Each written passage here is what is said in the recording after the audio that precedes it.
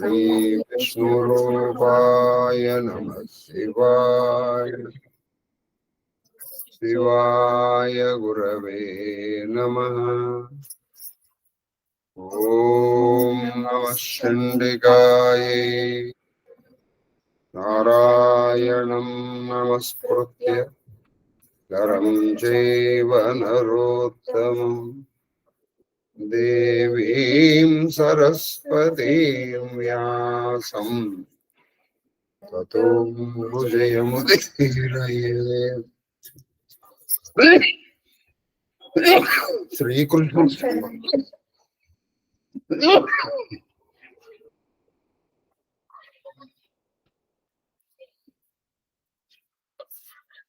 श्रीकृष्ण शरणम श्रीकृष्ण शरणम श्रीकृष्ण शरणम महादेव महादेव महा। శ్రీమదాంధ్ర మహాభారత ప్రవచన మహాయజ్ఞాంతర్భాగముగా 582వ రోజు ప్రవచనం శ్రీమదాంధ్ర మహాభారతంలోని 13వ పర్వం శాంతి సప్తకంలోని ద్వితీయ పర్వము అయిన ఆనుశాసక పర్వంలో చతుర్థ శ్వాసము పేజీ నంబర్ 470 10వ తేటగీతి పద్యం. ధర్మరాజుకి ఇంకా ధూప దీప నైవేద్య పువ్వులతో పూజ కుసుమార్చన గురించి చెప్తున్నారు. చూసారా, గులాబీ పూలతో అర్చన చేయకూడదు. ఎందుకని? దానికి మువ్వులు ఉంటాయి, ముళ్ళు అంట. ఏమన్నా ఏ పువ్వులతో అర్చన చేయాలో చెప్తున్నారు. ఫస్ట్ ఎవరు? భీష్ముల వారు. ఏ పువ్వులతో అర్చన ఏవి చేయాలి, లేదా ఎక్కడి నుంచి కోసుకురావాలి పువ్వులు, అది కూడా చెప్పారు. మనకు ఎక్కడి నుంచి కోసుకొచ్చినవి ఎక్కడ వాడకూడదు. కొన్ని చోట్ల నుంచి కోసుకొచ్చినవి వివాహాలకి వాడకూడదు. ఇవన్నీ చెప్పారు. ఇంకా దాంట్లోనే చెప్తుంది. ఆనుశాసక పర్వం కనుక మనకు అర్థమైపోతే తెలుసుకుంటే మనం తెలుసుకోవాల్సినట్టు ఏమీ లేదండి. ధర్మశాస్త్రంలో కానీ, న్యాయశాస్త్రంలో కానీ, రాజకీయ శాస్త్రంలో కానీ, సాంఘికంలో కానీ, ఆధ్యాత్మికంగా కానీ ఈ విషయం ఆ విషయం కాదు, అన్ని విషయాలు కలబోతాం. పైగా సమగ్రంగా చెప్పారు, బ్రీఫ్ గా కాదు. ఇప్పుడు మిగతా వాటి గురించి విందాం. చెప్పండమ్మా. తేటగీతి పద్యం. కుసుమముల గంధమున దేవకోటి. అది కుసుమముల గంధమున దేవకోటి. పువ్వులతో అందరూ ఆనందిస్తారు. పువ్వుల యొక్క వాసనకి దేవతలు చాలా ఆనందిస్తారు. పూజ చేసిన కంటే కూడా ఆ వాసనకే వాళ్ళు ఆనందించేస్తారు. తర్వాత వాని దర్శనమున యక్షులు. ఆ పువ్వుల్ని చూస్తే యక్షులకు ఆనందం. తర్వాత తదుపభోగమున భుజంగ ప్రధానము. చూడండి, సమూహం అంటానికి వాడింది వాడకుండా వాడుతున్నారా. భుజంగ ప్రధానం అంటే సమూహం. కానీ పాములు మాత్రం వాటికి చూసిన ఆనందం ఉండదు, వాసన చూసిన ఆనందం ఉండదు. వాటిని అనుభవించాలి. అంటే వాటి దగ్గరికి వెళ్ళి వాటిని రాయటం, చేసుకోవటం, చేయటం, ఆ స్పర్శ ఉంటే కానీ వాడికి ఆనందం ఉండదు. ఎవరికి? పాములకి. తర్వాత ఈ మూడు తెరగులను మనుష్యులు ప్రియమందు కలుపు. మరి మానవుడు ఈ మూడిటితోనూ సంతోషిస్తాడు. వాడికి చూడటము ఆనందమే, వాసన చూడటము ఆనందమే, వాటిని అనుభవించడము ఆనందమే, స్పర్శతో కూడా ఆనందిస్తాడు మానవుడు. కాబట్టి పువ్వులు అందరికీ ఆనందాన్ని కలిగజేస్తాయి. దేవతలకి, యక్షులకి, భుజగములు అంటే పాములకి, మనుషులకు కూడా ఆనందం కలిగజేస్తాయి. తర్వాత కందపద్యం. దేవతలు అర్హ కుసుమ పూజా విధి ప్రియంబంది. అది దేవతలు అర్హ పూజా విధి ప్రియమంది. కుసుమ పూజా విధి ప్రియమంది అంటే అర్హమైనటువంటి, అంటే దేవతలకి పూజింపదగినటువంటి పూలు కనుక దేవతలకి పూజ చేస్తే వాళ్ళు ప్రియమంది అంటే వాళ్ళు సంతోషపడి అప్పుడా జనుల ఎడ సంభావించు. అప్పుడ జనుల ఎడ సంభావించు. అప్పుడా సంభావించు అంటే వెంటనే వాళ్ళని అనుకరించారు. కాబట్టి కుసుమార్చన అనేటువంటిది వెంటనే సద్యప్రసాదిని అంటే వెంటనే అనుకరిస్తారు. వాళ్ళు వెయిట్ చేయరు. ఎందుకంటే కుసుమార్చన వల్ల వాళ్ళు అంత ప్రీతి పొందుతారు. దేవతలు అంత ప్రీతి పొందుతారు. అది కుసుమార్చన. సంభావించి వారి కోర్కులు కావింతురు సఫలములుగా గౌరవనాథ.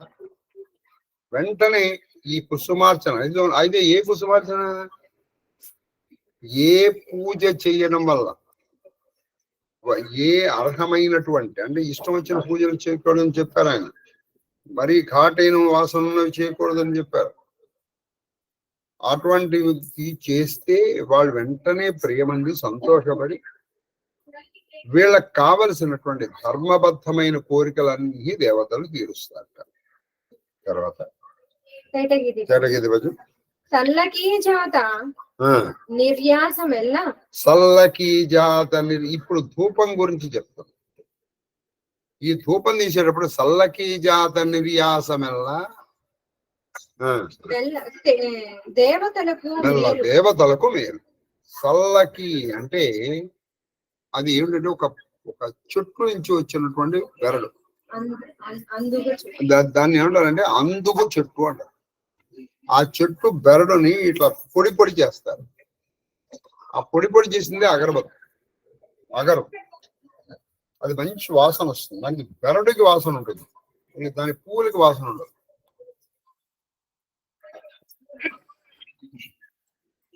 అసలు ఏమి సృష్టి అండి, ఆశ్చర్యంగా ఉంటుంది. కొన్ని బెరడుకి వాసన, కొన్ని పువ్వులకి వాసన, కొన్ని ఆకులకి వాసన కదా.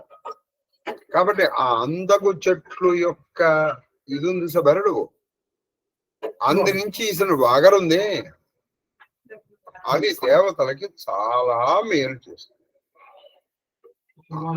అది దేవతలకి చాలా అది ఒకటి నంబర్ 1. దేవతలకు మేలు. అంతకంటే గుగ్గిలము లెస్స. దీనికంటే మంచిది ఏమిటయ్యా అంటే అందరూ గుగ్గిలం. ఆ గుగ్గిలం మీకు తెలిసే ఉంటుంది కదా, దాంతో వేసినటువంటి పొగ దశాంగ గుగ్గులోపేదం అని చెప్తూ ఉంటారు. తర్వాత అగరు గంధర్వ యక్షోరగాదులకు ప్రియం. ధూపదానమునెడ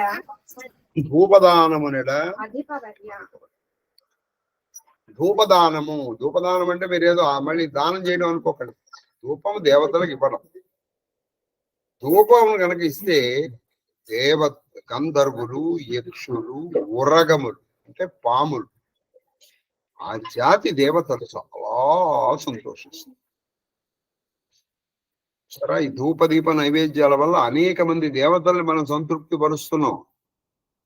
మనం పూజించే దేవుడితో పాటుగా అనేక మంది దేవతా కోట్లు మనం సంతృప్తి పరుస్తున్నాము. గుర్తుపెట్టుకోండి. తర్వాత వచనం ధూపదానములందు అధిక తరము కర్పూర ధూపము చెప్పి, మరియు ఆయన అన్ని ధూపాల్లో గల కర్పూర ధూపం చాలా మంచిది అన్నారు. అంటే పచ్చ కర్పూరాన్ని మండించి వేసినటువంటి, ఇప్పుడు మనం అది నీరాజనం అంటే అది చాలా మంచిది అన్నిటికంటే. అందుకే పచ్చ కర్పూరంతో వేస్తారు. పచ్చ కర్పూరం ఎలా ఉంటుందంటే కేవలము ఆ పొగ వచ్చేంత వరకే వెలిగిస్తారు దాన్ని. ఆ పొగ చాలా మంచిది. ఇక్కడ ధూపం అంటే పొగ. ఈ అందగు చెట్ల కంటే గుగ్గిలం కంటే కర్పూరం చాలా శ్రేష్టము, శ్రేయస్కరం. తర్వాత కందపద్యం. సమధురమును కటువును. సమధురమును అంటే తీయటి వాసన వచ్చేటువంటి, కఠోరమును అంటే కఠోరం అంటే కొంచెం కారంగా ఉండేటువంటి, అంటే మనకి ఏది పీలిస్తే కొంచెం కారం వస్తుంది. తీక్షణం అంటే ఘాట్ అయింది.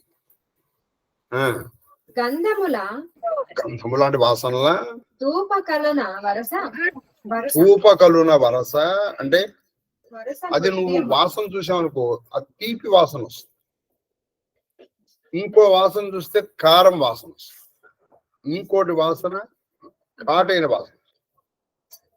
ఇవి వరుసగా ఎవరిని ప్రీతి చేస్తాయంటే హృదయములు సుర యక్ష రక్షో సముతులకు.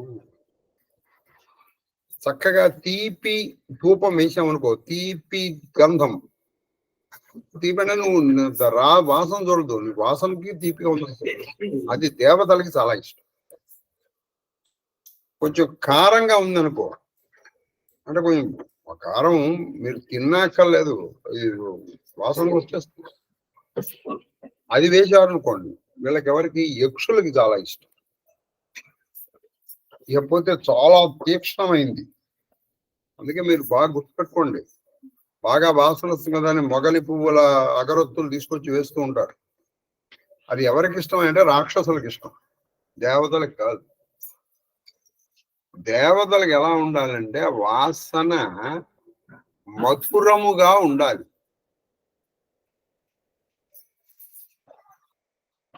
మధురము అంటే కొంచెం మరి తీక్షణంగా ఉండకూడదు. అదనమాట. తర్వాత తత్ప్రకార జాతులకు అంటే ఆ దేవతా సంబంధమైన జాతుల వాళ్ళకు కూడా ఇది ఇష్టం. అంటే దేవతా సంబంధమైనటువంటి మనుషులకి ఆ తీపి ధూపమైన వాళ్ళ అంశంతోనే మనం పడతామండి. అందుకే కొంతమంది చూడండి అటువంటివి ఇష్టం, తీక్షణంగా ఉండే కానీ. అంటే వీడు ఈ రాక్షస సంబుద్ధం అన్నమాట వీడు. తర్వాత తగిన ఎట్టి ధూపమును దేవతలకిచ్చి పరమ పుష్టియు ఆయువు పడయు కర్త. అది పరమ పుష్టియు ఆయువు పడయు కర్త. మంచి ధూపం కనుక ఇస్తే నీకు 2 వస్తాయట, మంచిది అల్టిమేట్ వస్తాయి. ఏమిటి? ఆయువుకి. ధూపం ఎందుకు ఇవ్వాలో అర్థమైందిగా. కాబట్టి ఇక నుంచి ధూపం తెచ్చుకున్నప్పుడు కొంచెం మరి ఘాటైన వాసన రాకూడదండి, అది చక్కగా ఉండాలి. కొంచెం ఆ సువాసన కూడా తీక్షణంగా ఉండకూడదు. ఇది గుర్తుపెట్టుకోండి. తర్వాత యక్ష గంధర్వ పన్నగ రాక్షసులను ధూపమున మెచ్చి కోర్కులిత్తురు. ఒక దేవతలే కదయ్యా, యక్షులు, గంధర్వులు, రాక్షసులు తదితరమైనటువంటి దేవతలు కూడా ఈ ధూపానికి చాలా మెచ్చుకుని వాళ్ళు కోరికలు ఇచ్చేస్తారు. ఒకప్పుడు ఒక నయనార్ ఉండేవాడు, 63 నయనార్లో ఒక నయనార్. ఆయనకి అసలు గుగ్గిలం ఇవ్వడం అంటే చాలా ఇష్టం. ఆ గుగ్గిలం కూడా ఎలా ఇచ్చేవాడు, ఏదో కొంచెం ఇప్పుడు మనం 1, 2 వెలిగించి ఇట్లా అనేవాడు కాదు. ఇంత వేసి ఆ ధూపం కనుక వెళ్తూ ఉంటే ఆహా ఆహా ఆనందిస్తూ ఉండేవాడు. ఎందుకని? త్రయంబకం సుగంధిం పుష్టివర్ధనం. సుగంధిం మంచి వాసన, ఆహా వాసనే ఆయన రూపం కదా అని ఆ శివానుభవాన్ని పొందుతూ ఉండేవాడు ఆ నయనార్. నాకు తెలుసు ఆయన పేరు నీలకంఠ నయనారు ఏదో ఉండాలి. అయితే శివుడు పరీక్షిద్దాం అనుకున్నాడు. ఈయన ధూపాలు వేసి వేసి వేసి ఆస్తి కరిగిపోయింది. మరి ధూపం ఎక్కడ ఉండలేడు. ఇంట్లో పెళ్ళం పిల్లలు వస్తుంటున్నారు. చివరికి ఆవిడ మంగళసూత్రాన్ని ఇచ్చి పసుపు కొమ్ము కట్టుకుని ఇది అమ్మి పిల్లలకి ఏమైనా తీసుకున్నాడు. ఈయన వెళ్ళాడు. వెళ్తూ ఉంటే ఒక ఆయన కనిపించాడు. అది ఒక సంచి. ఏమండి నీకు తెలుసా మన ఊళ్ళో ఉన్న మొత్తం గుగ్గిలం అంతా అయిపోయింది, ఇదే ఆఖరి గుగ్గిలపు సంచి. అయ్యో రేపటి నుంచి దేవుడికి వేయడానికి ఉండదా? ఇంకెక్కడ ఉంటుంది, అయిపోయింది, ఇదే ఆఖరిది, ఈ డబ్బులన్నీ ఇచ్చేసి మొత్తం తెచ్చేసుకోండి. పిల్లల పసుపు వేరిపోయింది. పోనీ అయ్యా రేపటి నుంచి ఉండదంటున్నాడు, కొంచెం కొంచెంగా వేసుకుందాం అని అనుకోలేను. వెంటనే ఈయనకి ఆలోచన వచ్చింది, ఈ మొత్తం అంతా ఒక్కసారి వెలిగిస్తే ఆ ధూపం ఇలా పొగొస్తే ఎంత బాగుంటుంది. ఒక గుడికి వెళ్ళిపోయి మొత్తం వెలిగించి వెళ్ళి కూర్చున్నాడు. శివుడు ఈయన భక్తికి మెచ్చి ప్రత్యక్షమయ్యాడు. కాబట్టి మంచి ధూపం వల్ల దేవతలే కాదు యక్ష గంధర్వ రాక్షసలు కూడా మెచ్చి నీ కోరికల్ని నెరవేర్చారు, సఫలం చేస్తారు నాయన కుమార అని చెప్పారు గంగాధనయుడైన. తర్వాత మలయజము అగరు మరియు కలుగు సురభి వస్తువులు నికామ ప్రియదంబు వైహారిక ధూపంబులయడ మానవుల చిత్తములకు నరేంద్ర.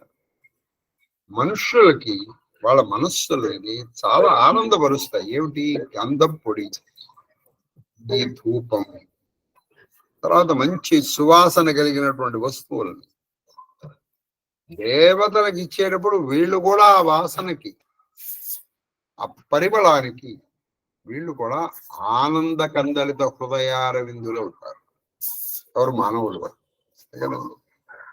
మనం కూడా ఆనందిస్తాం కదా వాసన, అంతేగాని అబ్బా వాసన పరిచలకరంగా అంత వాసన రాకూడదు.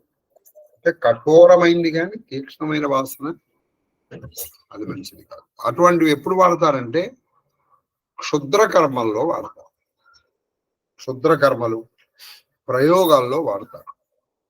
అంటే ముఖ్యంగా చెప్పాలంటే ఇప్పుడు మీరు చూడండి, ఎండు మిరపకాయలతో, మిరియాలతో, ఇటువంటి వాటితో మీరు చేసినప్పుడు ఒక భరించలేని ఇది వస్తుంది.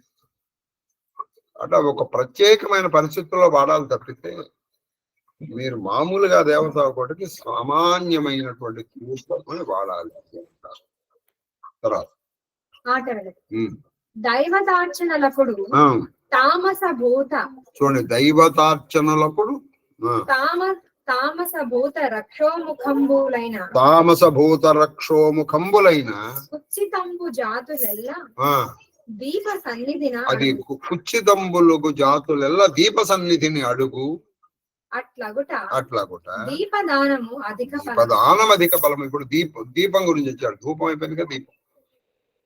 నాయన నువ్వు దేవతార్చన చేసే సమయంలో నీ దేవతార్చనకి అడ్డుపడేటువంటి, ఆటంకం కలిగించేటువంటి భూత ప్రేత పిశాచ యక్ష రక్షో భూత గణాలు ఉన్నాయి కదా, అవన్నీ నువ్వు దీపం పెట్టావు అనుకో, ఆ దీపాన్ని దాటి రాలేవు.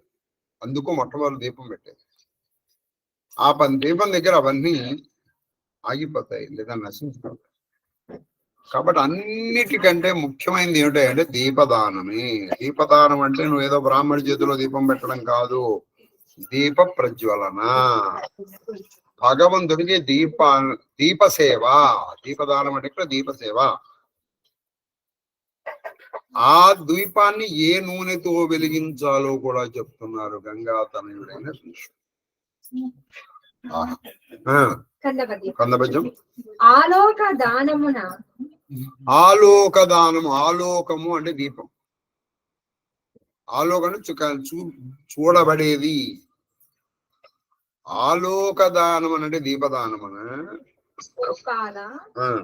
పరగు దీపము ఈగి భూపాల పరగు దీపమీగి భావము సద్ధర్మలోకనాశీలంబగు. భావము సద్ధర్మలోకనాశీలము. చూసారా, నువ్వు మంచి దీపదానము చేయడం వల్ల, అంటే దీపాన్ని వెలిగించడం వల్ల నీ భావశుద్ధి కలుగుతుంది. నీలో ఉన్నటువంటి కొన్ని ఈర్ష్యా గుణాలు, అంటే కామ క్రోధ లోభ మద మోహ మాత్సర్యాలు అడిగిపోతాయి. కామ క్రోధ లోభ మద మోహ మాత్సర్యాలు అడిగిపోతాయి. అది ఆ లెస్స ఉనర్చినట్టి అతనికి ఆ లెస్స ఉనర్చిన ఎట్టి అతనికి అధిప. అంటే ఎవరైతే ఈ దీపదానం చేస్తారో, అంటే బ్రాహ్మణ చేతిలో పెట్టడం కాదు, దీపాన్ని వెలిగించడం. ఆ దీపదానం చేసేటప్పుడు కూడా చక్కటి దీపదానం చెయ్యాలి. మీరిచ్చిన దీపదానము అతను ఉపయోగించుకునేటట్టు ఉండాలి. నేను ఈ కార్తీక మాసం వచ్చిందంటే చూస్తాను పాపం, అందులో ఒక 2-3 చుక్కల నూనె కూడా పుట్టదు. ఈ బంగారు పొత్తి వేయమన్నారు కదా అని చెప్పేసి దాన్ని మీరు భూతద్దంలో పెట్టినా వెదగని ఒక ఒత్తి తీసుకొస్తారు, ఆ బంగారం, అది వెలిగిస్తారు. ఎక్కడి నుంచి ఇది చెయ్యదలుచుకునేదో శ్రద్ధగా మీకు అది చేసేది లేదనుకోండి, మామూలుగా ఆగే విసిరికాయలు ఇవ్వచ్చు. వచ్చే మనకు ఫలితం పూర్తిగా రావాలి, శక్తి లేదు అనుకోకండి. ప్రపంచంలో అందరికీ శక్తి ఉంది, కానీ శక్తి కాదు లేనిది మనస్సు లేదు. నిర్మోహమాటంగా గుండె మీద చెయ్య వేసుకొని చెబితే మనకి మనసు లేదు. ఇప్పుడు ఎవరన్నా దీపదానానికి 10,000 నువ్వు ఒక్కరోజు స్నేహితులతో పార్టీకి వెళ్తే అయిపోతుంది, లేదు 5-6 వేలు లేచిపోతా 2 సార్లు. ఏది దైవమునకు నివేదింపబడింది, పూర్తిగా అశుచితో చెయ్యబడినది, ఆయన పదార్థమును స్వీకరించడానికి నువ్వు 6,000 ఖర్చు పెడతావు. నిన్ను నీ కుటుంబాన్ని ఉద్ధరించే దీపదానానికి 10,000కి నువ్వు నోరు గుడ్డి చెంబులాగా తెలుస్తుంది. శక్తి లేక కాదు, మనస్సు లేక. అందుకే మనస్సు అండి నష్టాన్ని కోరుస్తుంది కానీ దానానికి ఓర్చదు. అలాంటి దీపదానం చేయడం వల్ల నీకు చక్కటి ఇది కలుగుతుంది అని చెప్తారు. తర్వాత ఘృతము సాలమిన్, నువ్వు ఎటువంటి దీపాలు వెలిగించకూడదో చెప్తున్నారు. ఘృతము చాలమి వర్తి నికృష్టాగుట, వర్తి నికృష్టయగుట. ఇక్కడ నికృష్టాన్ని తిట్టు కాదు, అది అప్పటి భాష.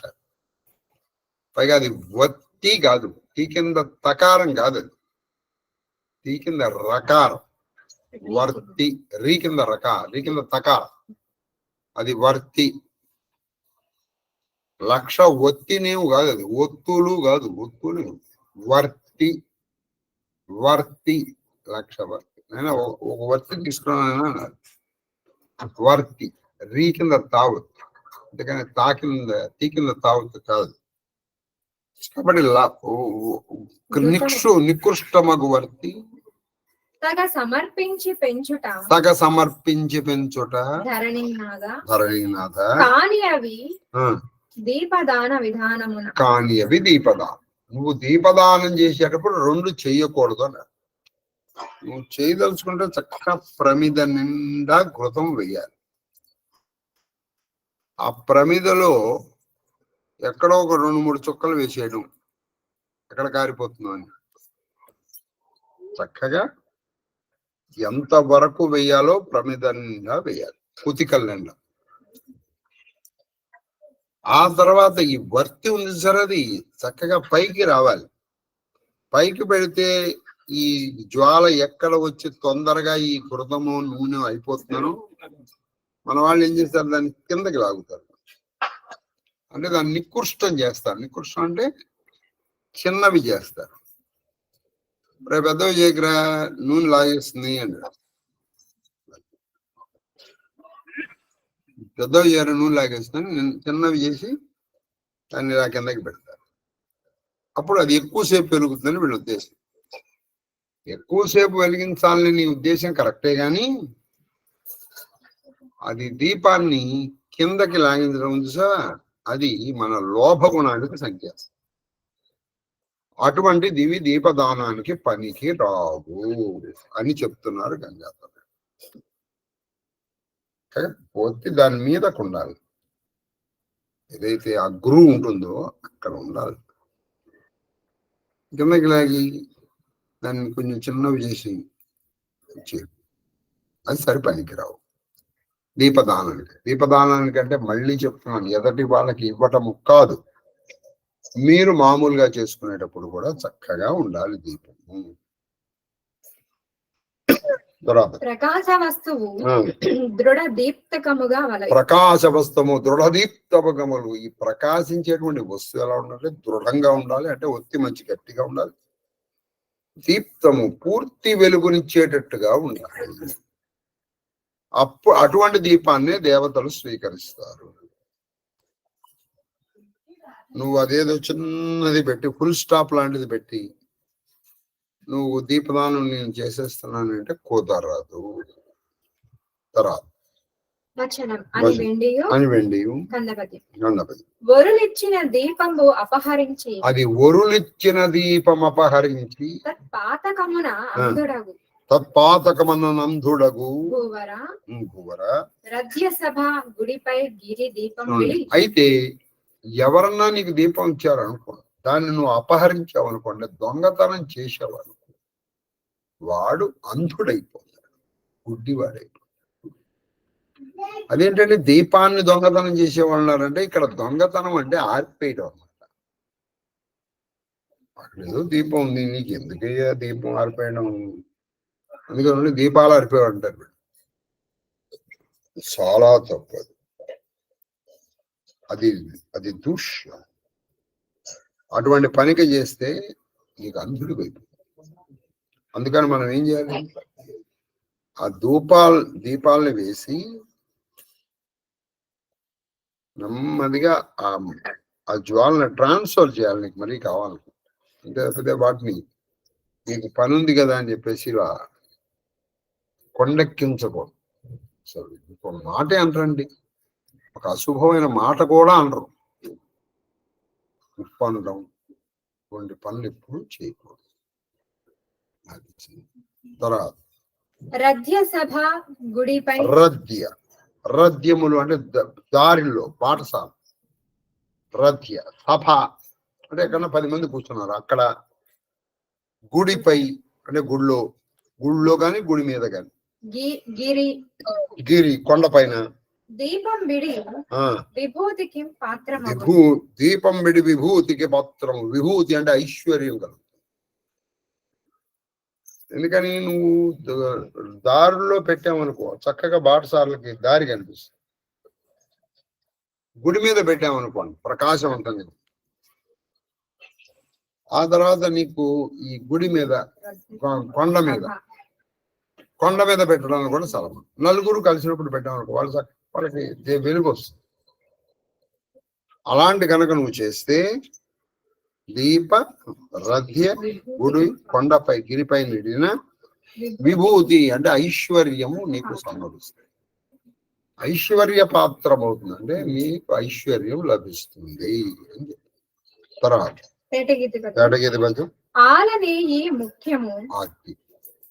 దీపానికి ఎటువంటి వాడిని అంటే ఆలనేయి ముఖ్యం.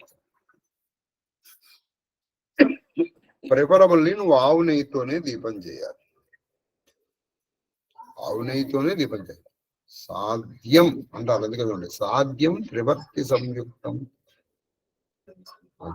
సాధ్యం అంటే ఆద్యముతో కూడినటువంటిది, త్రివర్తి 3 వత్తులతో కూడినది.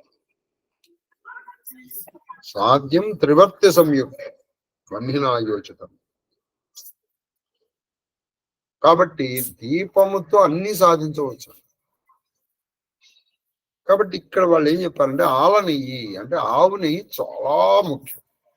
అయితే స్వచ్ఛమైన ఆవు నెయ్యి. ఈ మధ్యకాలంలో మనకి దీపారాధన నూనె, దీపం తైలం అన్ని వస్తుంది. అంటే ఏమిటది? దీపానికి వెలిగించుకోవడానికి తప్ప మళ్ళీ నీకు వంటకి పనికిరాదు. అంటే నీకు పనికిరాంది దేవుడికి నువ్వు ఇస్తున్నావు అని దాని అర్థం. అందులో ఏమి ఉండవు అనమాట. దానికి దీపతైలం ఏంటండి చెప్పండి? నీకు పనికొచ్చేది కదా నువ్వు ఇవ్వాల్సింది. నీకు పనికిరాంది దేవుడికి ఇస్తావా? మహిషాది మేషజనిత ఘృతము తైలంబు మనుజనాథ మధ్యము. వాళ్ళని చాలా అది ఉత్తమం. సరే దొరకలేదు అనుకో, అప్పుడు ఏం చేయాలంటే గేదె, మహిషం అంటే గేదె. దున్నపోతు అని చెప్పలేం కానీ దున్నపోతుకి నెల వస్తుంది కానీ గేదె కదా. అలాగే మేషం అంటే మేక. ఈ మేక పాలతో చేసినటువంటి నెయ్యి నుంచి వచ్చి, ఆ తర్వాత తైలము అంటే ఆవు నువ్వులు. ఇవన్నీ కూడా మధ్యమం అంటే సెకండరీ. ఇహ కొన్ని ఉన్నాయి అవి అధమం, అది నింద్యములు, అవి చేయకూడదు. ఈ రెండింటితో కొంచెం పర్వాలా. మధ్యమం అంటే పాస్ మార్కులు వచ్చేస్తాయి. ఫస్ట్ క్లాస్ రాకపోయినా పాస్ మార్కులు అయితే వస్తాయి. తప్పు కాదు, కనీసం తప్పు కాదు అది. మేధో అస్థి మాంస రసములరయ నింద్యములు దీప సమర్పణకు. దీపాన్ని నువ్వు ఆరాధించేటప్పుడు ఒకటి మేధో మేధస్, అస్థి అంటే ఎముకల నుంచి తీస్తారు. మేధో అస్థి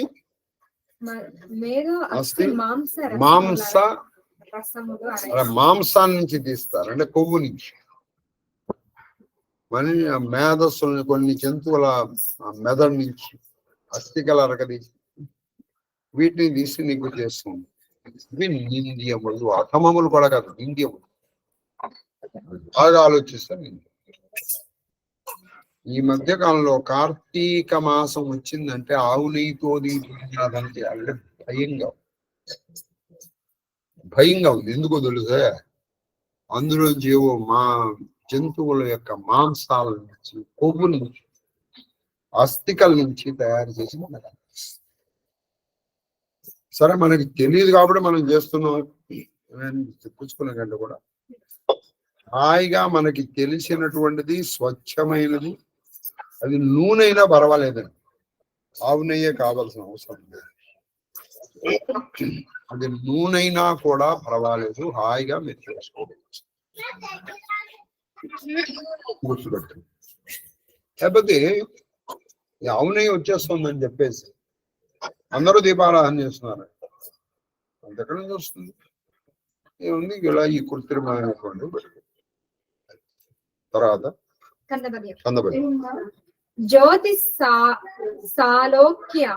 జ్యోతి సాలోక్య కులోద్యోతన మహిత ప్రకాశయోగములు పుత్ర తెచ్చు దీపదానము దాత కొసగు అమర పూజిత. దీపాన్ని నువ్వు వెలిగించడం వల్ల దేవతలు కూడా నిన్ను పూజ చేసేటువంటి సుఖాన్ని నువ్వు పొందుతావు. దానితో పాటుగా నువ్వు కనుక దీపారాధన చేస్తే ముత్యము చక్కగా పొద్దున రాయి మంచి నీకు తెలిసిన దానికోసం నువ్వు దీపారాధన తైలము ఆ తైలం ఈ తైలం కొనుక్కోద్దు. నువ్వు ఇంట్లో వాడుకునే తైలమే చక్కగా చేస్తే అప్పుడు నీకేం జరుగుతుంది? ముందర దేవతలు కూడా నిన్ను పూజించే స్థితికి వస్తారు. అంతేకాకుండా మొదటి జ్యోతి సాలోక్య అంటే నువ్వు ఏ లోకానికి వెళ్ళిపోతావంటే జ్యోతిర్మయ లోకాలకు వెళ్ళిపోతావు. అక్కడ నీకు మోక్షము 4 రకాలు: సాలోక్యము, సామీప్యము, సాయుధ్యము, సాలోక్యము, సారూప్యము. ఆ లోకంలో, ఆ జ్యోతి లోకాల్లో నువ్వు ఉండిపోతుంది. ఆ సిద్ధి కలుగుతుంది. నువ్వు దీపం చేయడం చక్కగా. ఇది క్రమము తప్పకుండా, నియమం తప్పకుండా కులోద్యూతన చక్కటి వంశము అభివృద్ధి చెంది మహిత ప్రకాశ యోగం మంచి కీర్తి కలుగుతుంది. ఇది ఇక్కడ కీర్తి కలుగుతుంది. అక్కడ ఆ లోకాలు పొందుతావు. దేవతలు కూడా నిన్ను పూజిస్తారు. ఇది దీపారాధన నువ్వు చక్కగా తర్వాత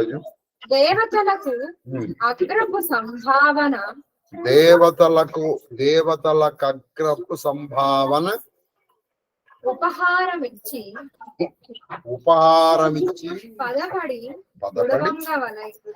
పదపడి కుడువంగవలయు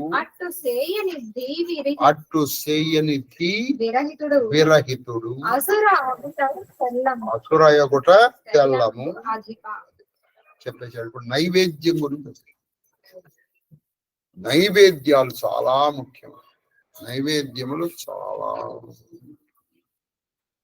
అది ఏమిటయ్యా అంటే, అసలు ఒకప్పుడు మనం పొట్టుపైలో నైవేద్యం చేసేటప్పుడు అందులోంచి 2 మెతుకులు తీసి ఆ పొట్టుపైలో వేసేవాడు. అంటే అగ్నిహోత్రం. ఏది నువ్వు చక్కగా స్నానము చేస్తే, నువ్వు స్నానం చేయకుండా ఆ పక్క నుంచి అలాగే లేచి ఆ పాచిముఖంతో వండింది నువ్వు చేయకూడదు. అందుకని చేయకుండా ఉండడమే మంచి. నువ్వెలాగో చెడిపోవు, దేవుడిని నువ్వు చెడకూడను. అది కాబట్టి ఇక్కడ ఏం చెప్తున్నానంటే, నైవేద్యంలో ఎవరైతే, ఏ మనుషుడైతే చక్కగా ముందుగా వండిన పదార్థములు దేవతలకు నివేదన చేసి తింటాడో వాడు సరే.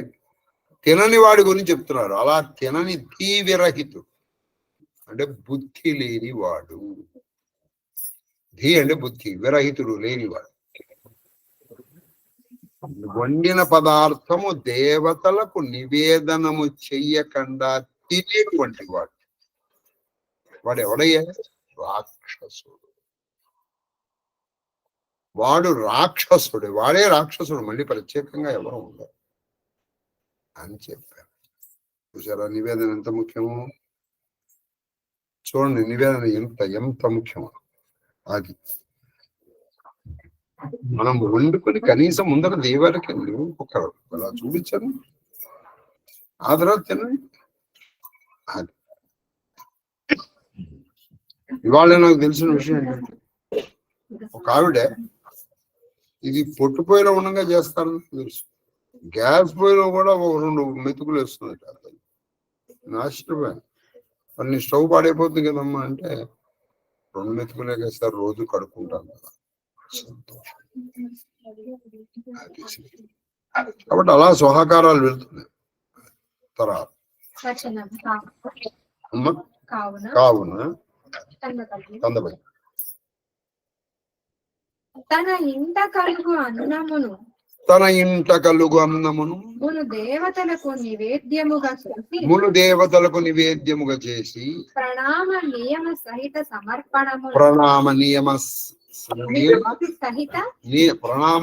సహిత సమర్పణముగా కృతకృత్యుడు కావలయు. పురుషుడు అనేటువంటి వాడు, జీవుడు ఏం చేయాలి? తన గృహంలో వండిన పదార్థములు మొట్టమొదటిగా దేవత నివేదన చేసి తర్వాత మాత్రమే తాను భుజించవలను. కుడువంగవలయు. అలా చేస్తే వాడు కృతకృత్యుడు అంటే ధన్యుడైపోతాడు. దీన్ని మనం ఇంకో అర్థంలో చేసుకున్నా, అలా చెయ్యని వాడు ధన్యుడు కాడు అంతే. వాడికి పైగా కృతజ్ఞతా దోషం. కానీ ఇవన్నీ మనకి ఇచ్చింది ఎవరు? దేవత. వారిచ్చిందే వాళ్ళకి ఇస్తున్నాం. మళ్ళీ మనం వాళ్ళకి ఇస్తున్నాడు, నిజంగా ఇస్తున్నారండి? వాళ్ళ చూసి మళ్ళీ ఇంకేం ఇస్తున్నారు. ఆ చూపించడానికి కూడా మనకి బద్ధకం అయితే మనం ఏం చేస్తాం చెప్పాలి. అది గారు రోజు మహాజీవితం పెట్టమంటారా? మనం కూడా ఒక ప్రశ్న అడగాల. మరి రోజు అన్నం తినాలా నువ్వు? మరి రోజు అందుకమ్మా అన్నం తింటాం. ఒకరోజు మానేయమంటే వాళ్ళ అన్నానికంటే ఎక్కువగా పలహారాలు చేయమని కాదు దాన్ని. మరి ఈ ప్రశ్న ఇప్పుడు ఎవరు నన్ను అడగలేదు. సార్ రోజు అన్నం తినాల్సి వస్తుంది సార్, ఏమిటో బోరింగ్ గా ఉంది. నువ్వు తింటున్నది భగవంతుడికి ముందర ఇచ్చి తర్వాత నువ్వు తీసుకోవడం.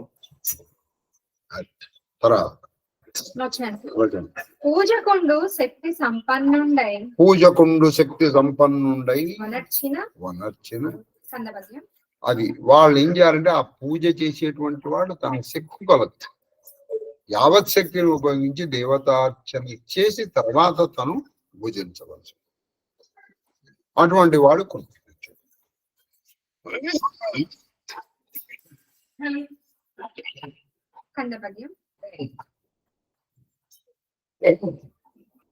అటువంటి వాడు ధన్యుడు అని చెప్పారు. తర్వాత ఇప్పుడు బలుల గురించి చెప్తున్నారు. ఏమిటాయి బలు అంటే? తిలపిష్టం, దధి దుగ్ధంబులు. తిలపిష్టం అంటే నువ్వుల పిండి. తిలపిష్టం అన్నాదనగుణం పిష్టం, నువ్వుల పిండి. తర్వాత దధి అంటే మన పెరుగు. దుగ్ధంబులు అంటే పాలు. మరియు ధూపములను పుణ్య పరిమళంబులకు పదార్థములు విభుదులు అంటే దేవతలకు ప్రియం. ఏమిటవి? దేవతలకి మంచి శ్వాసన. తర్వాత తిలము అంటే నువ్వుల పిండి, దధి పెరుగు, దుగ్ధము పాలు, ధూపము మంచి ధూపంతో మంచి పరిమళం. దేవతలు సంతరిస్తారు, దేవతలు ప్రియులవుతారు.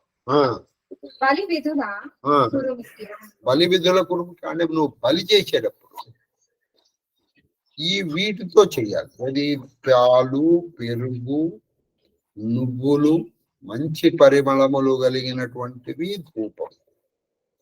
అది అప్పుడు దేవతలు సంతుష్టులు అవుతారు, ప్రియులు అవుతారు. తర్వాత కందపద్యం. ఉపహార సమర్చకుడగు సుపురుషు. గృహ దైవతములు శుభములు కూర్చు అంటే ఉపహారములు. ఇలా బలి ఏది? పాలతోనూ పెరుగుతోనూ మంచి వాసనలు కలిగినటువంటి పదార్థములతోనూ, ధూపముతోనూ, తిలలతోనూ బలిచ్చేటువంటి పురుషుడు, మంచి సుపురుషుడు, మంచి పురుషుడు.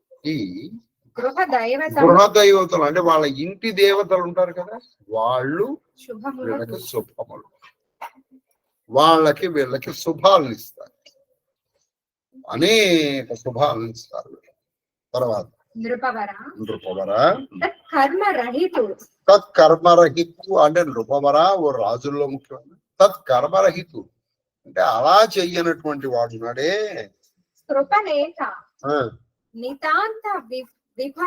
కృపలేక నితాంత విఫల కృత్యు చేయు. అంటే ఇలా బలి ఇవ్వనటువంటి, అంటే మంచి పరిమళములతోనూ పాలతోనూ పెరుగుతోనూ ఇటువంటి బలి ఇవ్వకుండా, దేవతలకు నివేదించకుండా తను మాత్రమే తినేటువంటి వాడు ఉన్నాడు కదా, వాడికి ఏం చేస్తారంటే దేవతలు వాడిని ఏం చేస్తారంటే వాడిని చేసే పనులు అన్నిట్లో ఆటంకాలు వచ్చేటట్టు వాడికి సరిగ్గా ఇవ్వాలి. అంతే, వాడు అలా అయిపోతాడు. వాడి జీవితం వాడికి అన్ని ఆటంకాలే. అలా తర్వాత ఆట వెళ్ళదు. రక్త మాంస సహిత ఇంకోటి చెప్తున్నారు, రక్త మాంస సహిత భక్త పిండములను భక్త పిండములను ఉల్లసిత లోహితాక్త లాజములను సురను బలి ఒనర్ప సురను బలిని ఉనర్ప ఉరగ యక్ష సుర ఉరగ యక్ష సుర ఉరగ యక్షాసుర, క్షాకి దీర్ఘం ఉంటుంది, యక్షాసుర ఉరగ యక్షాసుర ప్రముఖ భూతములు శుభం. అయితే అసురులు అంటే రాక్షసులు, యక్షులు, ఉరగములు అంటే నాగజాతి వాడు నీకు శుభాన్ని ఇస్తాయి. అంటే వాళ్ళకి నువ్వు ఎటువంటి బలి ఇవ్వాలో చెప్తున్నారు. రక్తంతో కూడి మాంసముతో కూడి రక్త మాంస సహిత భక్తిగా నువ్వు ఇవ్వాలి. అంటే బలి మామూలు బలి నిన్న ఒక జంతువుని కోయడం వల్ల నీకు రక్తం వస్తుంది, మాంసం వస్తుంది. దాన్ని నువ్వు భక్తిగా ఇస్తే నిన్ను మెచ్చుకునేది ఎవరు? ఏ జాతులు మెచ్చుకుంటారో చెప్పారు ఇక్కడ. ఎవరు? యక్షులు, రాక్షసులు, అసురులు, తర్వాత నాగకోట్లు. నాగకోట్లు అంటే మన నాగజాతి, పాము జాతి వాళ్ళు మెచ్చుకుని నీకు శుభాలు ఇస్తారు. కాబట్టి ఇక్కడ మీకు ఇట్ ఈస్ క్లియర్ ఏమిటది? సాత్వికమైనటువంటి బలియే బలి. సాత్వికమైన బలి అంటే ఇప్పుడు అన్న బలి ఇవ్వచ్చు, పాలతోనూ పెరుగుతోనూ అన్నముతోనూ తిలలతోనూ మంచి పరిమళములు కలిగినటువంటి ద్రవ్యాలతోనూ బలిస్తే దేవతలు మెచ్చుకుంటారు. అలా కాకుండా మిగతావి కనుక నువ్వు చేసినట్టయితే యక్షులు, రాక్షసులు, అసురులు వాళ్ళు మెచ్చుకుంటారు. అది తర్వాత కందపద్యం. సౌమ్య బలులు సౌమ్య బలులు విను సౌమ్య ప్రకార జనకృత్యం విను సౌమ్య జనకృత్యములు. నాయన మన జనుల్లో ఇద్దరు రకాలు ఉంటారు, సౌమ్యులు, అసౌమ్యులు అని. అంటే చాలా దారుణంగా ఉండేది. మామూలుగా ఉండేది సామాన్యమైనటువంటి వాళ్ళు సామాన్యమైన బలిస్తారు. ఈ అసౌమ్యులు ఉన్నారే వీళ్ళు ఏం చేస్తారు? అసౌమ్య బలిస్తారు, అంటే తీక్షణమైన బలిస్తారు. వాళ్లే ఈ యజ్ఞాల్లో ఈ మేకల్ని, దున్నపోతుల్ని, మనుషుల్ని కూడా బలిచేస్తారు. నరమేథం అంట. అది సౌమ్య నృపోత్తమ అయ్యై కామ్యము పూజ్యాకరణ చేయు. అంటే నీకు శత్రు వినాశనం కావాలి, అప్పుడు నువ్వు రక్తంతోను మాంసంతో చిన్నదని ఇవ్వాలి. అయితే ఈ సౌమ్య అసౌమ్యులు అనేటువంటిది వాళ్ళ పనుల్ని బట్టి వాళ్ళు బలిస్తారు అని చెప్పారు. తర్వాత కందపద్యం. అగ్రప్రదాయి వర్ణ సమగ్రుడు బలయుతుడు బుద్ధిమంతుడు లోకానుగ్రహ పాత్రం శాస్త్రవ నిగ్రహ శక్తుండు తత్వనిష్ఠుండు. నువ్వు సౌమ్యమైనటువంటి బలి ఇవ్వడం వల్ల చెప్పేశారు. అసౌమ్యమైనటువంటి బలి ఇవ్వడం వల్ల వాళ్ళు ఎవరు? యక్షరక్షో అసురగణాలు ప్రీతి పొందుతాయని మాత్రమే చెప్పారు, నీకు శుభాన్ని ఇస్తారని చెప్పారు. కానీ సౌమ్య బలుల గురించి ప్రత్యేకంగా చెప్పారు కనుక ఏమేమి ఇస్తారంటే, నువ్వు సౌమ్యమైనటువంటి బలి ఇచ్చావు అనుకో, నీకేమి ఇస్తారంటే బలయుతుడు, వాడు మంచి బలమైనటువంటి వాడు అవుతాడు. బుద్ధిమంతుడు మంచి బుద్ధిమంతుడు అవుతాడు. లోకానుగ్రహ మాత్రము ఆయన అంటే అందరికీ ఇష్టం ఉంటుంది. ఈయనకి కూడా లోకంలో ఎవరితోనూ వైరము విరోధ భావము ఉండదు. అందరికీ ఈయన ఇష్టడవుతాడు, ఈయన అందరినీ ఇష్టపడతాడు. శాస్త్రవ నిగ్రహ శక్తి శాస్త్రవ నిగ్రహ శక్తుండు. అటువంటి వాడు శత్రువుల్ని నిగ్రహించేటువంటి శక్తి కూడా ఈయనకి లభిస్తుంది. తత్వనిష్ఠుడు తత్వనిష్ఠుడు ఎప్పుడు తత్వంలో ఉండిపోతాడు. తత్వనిష్ఠుడు అంటే ఆత్మతత్వం. ఎప్పుడు ఆ పరతత్వంతో మమేకమై ఉంటాడా ఎవరు? ఈ సౌమ్య బలి ఇచ్చేటువంటి యజమాని. ఎవరైతే సౌమ్య బలి ఇస్తాడో ఆ యజమాని వచనం తత్వనిష్ఠుడు అవుతాడు. ఎవరు? ఈ సౌమ్య బలి ఇచ్చేటువంటి యజమాని. తర్వాత అని విని అజాత శత్రుండు గంగాపుత్రుతో మనోధూప దీప బలి ప్రధానంబుల అది అట్లా అని అజాత శత్రుడు గంగాపుత్రుడితో సుమనోద్దీప ధూప దీప నైవేద్య బలి ప్రధానంబుల ఫల విశేషంబుల వినబలతో ఇంకను వినబలతో చెప్పవే అనుటయు పురుషవరుడు పురువంశవరుడు నహుష వృత్తాంతంబను అది విస్పష్టంబగు వినుము చెప్పారు. ఈయనప్పుడు చెప్పారు, నాకు ఇంకా ఈ ధూప దీప నైవేద్యముల గురించి ఇంకా వినాలండి. చెప్పండి, చెప్తావు బాబు తాతయ్య అన్నారు. అప్పుడు ఆయన తప్పకుండా చెప్తాను నాన్న. అయితే నీకు ఇలా నేను చెప్పుకుంటూ పోయే బదులు కథ చెప్పాను అనుకో. ఆ కథలో మనకి ఇప్పుడు ఒకప్పుడు కథ చెప్పి దీని సెంట్రల్ ఐడియా ఎస్సెన్స్ రాయమనేవాడు. అంటే ఏంటి? సారం. నీకు అప్పుడు కథ మీద ఉన్నప్పుడు ఆ కథ మన మామూలుగా నువ్వు ఓన్లీ ప్రిన్సిపల్స్ చెప్పుకుంటూ పోయావు అనుకో. ఇగో ఈ సౌమ్య బలి చేయాలి, అసౌమ్య బలి ఇలా చేయాలి, ఇలా చేసినప్పుడు ఇలా వెళ్తావు. అదే నువ్వు కథ చెప్పుకుంటూ వెళ్ళిపోతే కథ మనలో బాగా హత్తుకుంటుంది. మామూలుగా చెప్పాను కథ హత్తుకుంటుంది. ఆ కథాంతర్గతంగా ఉన్నటువంటి ఈ సాంకేతం కూడా మనం అర్థం చేసుకుంటే మన ఆచరణకి చాలా ముఖ్యం. నాకు ఈ పనులు చేయడం వల్ల వాడు పెద్ద బాగుపడ్డారా అంటే నువ్వు కథతో పాటుగా ఓహో ఈ పని చేయకూడదని నీకు చక్కగా తెలుసు. అందుకే ఇన్ని వందల సంఖ్యలో కథలు చెప్తున్నారు గంగా తనయుడైన భీష్ముడు. ఇప్పుడు ఆయన ఏం కథ చెప్తున్నా అంటే నహుషుడి వృత్తాంతం ఉంది నాయన, అది వింటే నీకు తెలుస్తున్నాను. సరే చెప్పు తాతయ్య. ఈయన చెప్పడం ప్రారంభం.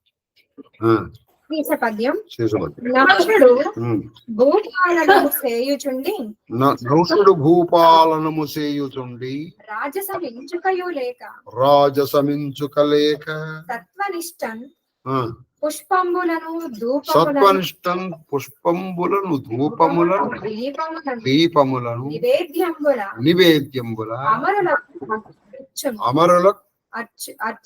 అమలకు అర్చనిచ్చు. చూసారా? నకుషుడు అనేవాడు రాజసము లేకుండా, రాజసం అంటే పోటీ తత్వం కానీ నువ్వు వాడికంటే ఎక్కువ చేస్తున్నాను అనే భావం ఏమీ లేకుండా పరమ సత్వగుణముతో సాత్వికముగా ఎవరిని ఒక పరుష మాట అనట్లేదు. ఎవరన్నా దాన్ని పోనీరా బాబు ఏమి. కాబట్టి దేవతలను అర్చిస్తున్నాడు. అర్చన చేస్తున్నాడు. ఎలా? మంచి పువ్వులతోను, ధూపములతోను, దీపములతోను, నివేదనలతో. ఇందాక నుంచి మనం చెప్పుకుంటున్నాగా ఎటువంటి పూలు చేయాలి? తెల్లటి పూలు, ముళ్ళు లేని చెట్టు నుంచి కొయ్యబడినటువంటి పువ్వులు, దేవాలయం నుంచి కానీ శ్మశానము నుంచి తీసుకురాని పూలు, ఇటువంటి పూలతోను. అలాగే అందపు చెట్టుని బెరడు నుంచి తీసింది ఇది కానీ, లేకపోతే గుగ్గిలము కానీ, కర్పూర ధూపం కానీ, లేదా ఆవు నెయ్యితో చేసినటువంటి దీపాన్ని చక్కగా శుచిగా మడిగా శ్రద్ధగా దైవనామముతో చేయబడిన పదార్థములను నివేదిస్తూ అంటే నైవేద్యం చేస్తూ ఈయన కాలం గడుపుతున్నాడు. ఎవరు? నహుషుడు.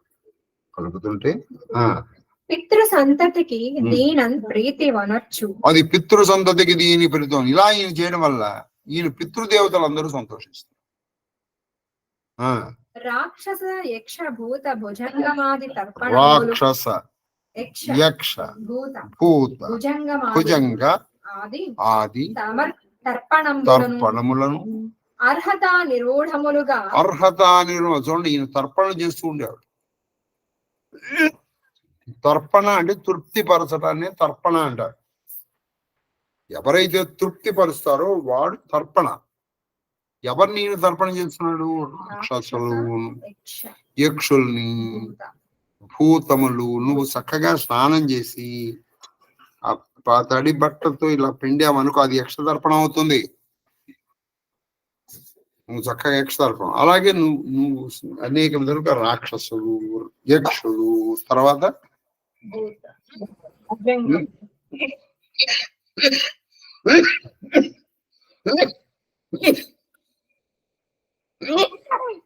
భూతములు, భుజంగములు. భుజంగములు అంటే పాములు, తర్వాత అర్హత నిరూఢములుగా అంటే ఎవరెవరికి దేనితో ఇవ్వాలో, ఎవరెవరికి ఏ ఏ పువ్వులు, ఎవరెవరికి ఏ ఏ ధూపాలు, ఎవరెవరికి ఏ ఏ దీపాలు నైవేద్యాలు ఇవ్వాలో ఆయా దేవతలకు ఆయా పుష్ప ధూప దీప నైవేద్యములతో సంతృప్తి పరుస్తున్నాడు. ఎవరు? నహుషుడు. కొని వనరించు ఇట్లు నిత్య నిరతిని చెల్లించి తత్ఫల పరిణితి ప్రదీప్త తేజో విశేష సంప్రాప్త దేవరాజ్యుడై సుర ముని గణ పూజ్య భావ మహిమ దీనింత మరవడు అధిప ఏమి. ఈయన ఏ ఏ దేవతలకు, ఏ ఏ దేవత యక్ష రాక్షస పితృ భూత భుజంగములకు ఏ ఏ పుష్ప ధూప దీప నైవేద్యములు ఇష్టమో ఆ వాటిని సమర్పించి ఈయన ఎటువంటి స్థితికి వెళ్ళిపోయాడు? అలా చేసిన వల్ల దేవతలు ఆయనకు మంచి తేజోవంతమైనటువంటి శరీరం వచ్చింది, మంచి కీర్తి వచ్చింది. ఈయన కీర్తికి, ఈయన శరీరమునకు, ఈయన నిష్టకి దేవతలు మునులు కూడా ఈయన్ని కీర్తించే స్థితికి వచ్చేసాడు. అయినా దేవతల చేత పూజలు అందుకుంటున్నప్పటికీ ఈయన పనిని మానలేదు. ఇంకేముందిరా, నేను పైకి వచ్చేసాను. కొంతమంది ఉంటారు, వాడు చేస్తూ ఉంటాడు. మా శిష్యులు చేస్తున్నారు కదండి, ఇంకా నేను సన్యాసం ఇంతమందిని ట్రైన్ చేశాను కదా. నాకు మరి వాళ్ళు చేస్తే నువ్వు మానేమని లేదుగా. పైగా నిన్ను చూసి రేపటి నుంచి వాళ్ళు కూడా మానేస్తారు. కాబట్టి నువ్వు ఇంకా ఎక్కువ బాధ్యతగా చేయవలసి ఉంటుంది, నువ్వు ఎక్కువ బాధ్యతతో చేయవలసి ఉంటుంది మిత్రమా, అవునా కదా. కాబట్టి ఈయన ఆ స్థితికి వెళ్ళి కూడా తన నియమాన్ని మానలేదు. ఎవరు? ఈ మన నహుషు. అది తర్వాత ఎన్నో దిప్పులు చదివి 35దా 36 చదువు. స్వప్నం వచ్చిందా? ఇప్పుడే వచ్చారు. రైట్ అమ్మా, మనం ఇక్కడే కూర్చుందాం అమ్మా, బయట బాగా చలిగా ఉన్నాం. సరేనమ్మా. చెప్పండి. సురల పితృదేవతల తత్పరతను మున్నెట్టులు నట్టులు పన్నుగా సమ్యక్ పరితృప్తులుగా చేయు పరమ కుసుమ ధూప దీప బలిదానం. ఇందాక మనం చెప్పింది ఇప్పుడు చెప్పారు. ఇప్పుడు దేవతల్ని గాని, పితృదేవతల్ని గాని, యక్ష రక్ష పూత భుజంగములను గాని వాళ్ళకిష్టమైనటువంటి పుష్పములు, ధూపములు, దీపములు, నైవేద్యములు ఇస్తూ వాళ్ళని తృప్తి పరచడము ఈయన మానలేదు. ఆ స్థితికి అంతకి పైకి ఎదిగిన తర్వాత కూడా అది అక్కడ. తర్వాత ఎన్నోది? 36 చెప్పేస్తే కరెక్ట్. దాన దాన చేసి తదీయ మహానుభావము అంతకంతకు తదీయ మహానుభావం అంతకంతకు అగ్గలమగుట కథన కథన. అది కాబట్టి ఇలా చేయడం వల్ల ఆయన యొక్క మహానుభావత్వం అంటే ఆయన యొక్క గొప్పతనం రోజు రోజుకి దినదిన ప్రవర్తమానమై ఇంతింతై వటుడింతై అన్నట్లుగా అలా పెరిగిపోతుంటే తగి మునివర వాహనత్వంబు ఆ మహాద్యుతికి వేయు నేల అవధ్యరహిత అంటే ఎటువంటి స్థితికి నిలిపాడంటే ఈయన ఇంద్రుడు అయిపోయాడు. ఇందాక ఇంద్రుడు అయిపోయాడండి. అది ఇది పొజిషన్ కాదు చూసుకోండి. అందుకని ప్రయత్న పూర్వకంగా మనం ప్రతిరోజు కుసుమాలతో అర్చన చేయాలండి. రోజు ఎక్కడ కొంటామండి, రోజు ఎక్కడ తింటామండి అన్నవాడు లేడే. కాబట్టి ధూపదీప నైవేద్యాలు రోజు సమర్పించాలి. సమర్పిస్తే ఏ స్థితికి వెళ్ళిపోయాడు నహుషుడు, ఇంద్రుడు అయిపోయాడు.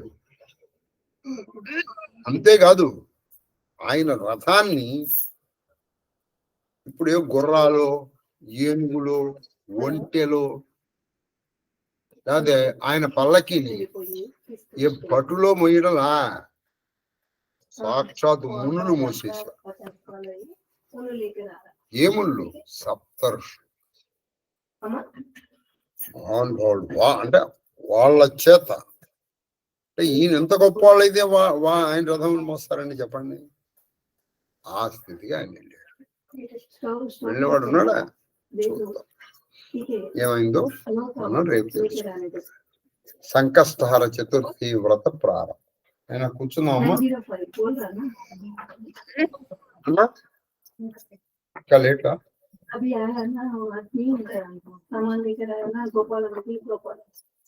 2-3 నిమిషాలుగా మళ్ళీ స్టార్ట్ చేసి ఇంకో 9 పద్యాలు చెప్పాలి.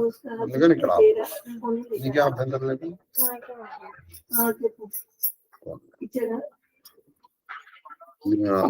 మీరు సంతోషంగా ఉండదు. ఎవరది? తల్లి మహాదేవ తల్లి జయలక్ష్మి గారు రండమ్మా.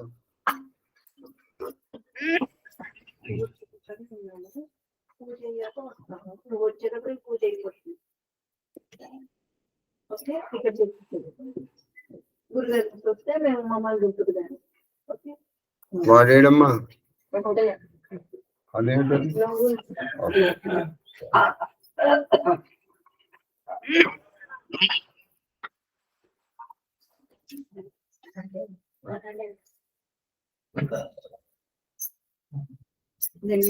జన్మ పంపించాను.